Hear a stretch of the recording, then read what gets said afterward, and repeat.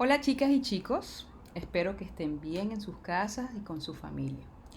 Esta semana trabajaremos con archivos en Python. En otras palabras, cómo permitimos la persistencia de los datos de la información en nuestros programas. Actualmente, a nuestros programas solicitamos datos, capturamos esa información cuando ejecutamos el programa, se guardan temporalmente en la memoria, recuerden que la memoria es volátil, pero una vez se cierra el programa se pierde esa información, no se guardan realmente. Para ellos usaremos los archivos, para que persista esa información, se guarde esa información, esos datos de nuestros programas hasta que lo eliminemos. Empecemos.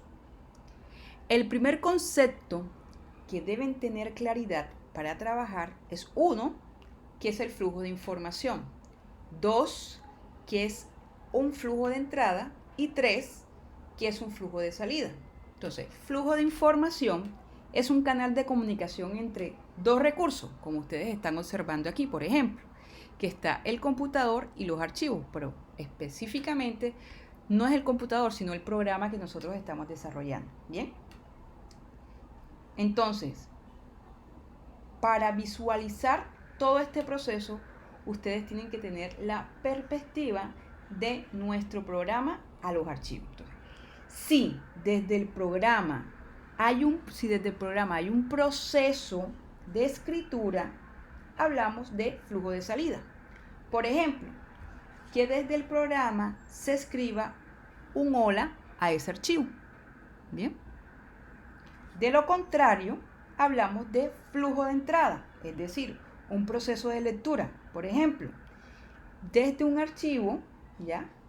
Usted quiera leer una frase y se muestra en pantalla.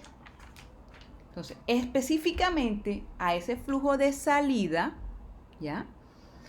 Se le conoce con el nombre de output string. Y al flujo de entrada, específicamente, se le conoce con el nombre de input string. Ahora vamos a la sintaxis. Bien. Lo primero que se tiene que hacer al trabajar con archivo es agregar la librería de flujo de información o archivo, en este caso fstring o filestring, ¿ya? Archivo, flujo de archivo o flujo de información. Se agrega en la cabecera del programa.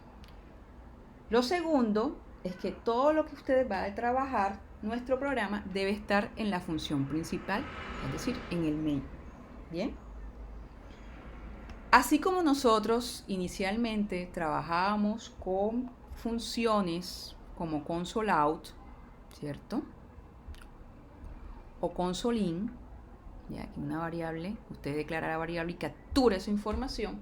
Cuando ya nosotros vamos a trabajar con archivos, vamos a utilizar también unos objetos. En este caso, ifstring o input file string o flujo de entrada de archivo.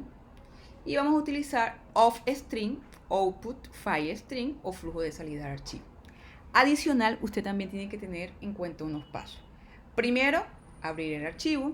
Segundo, hacer el proceso, ya sea de escritura o de lectura. Y por último, cerrar el archivo.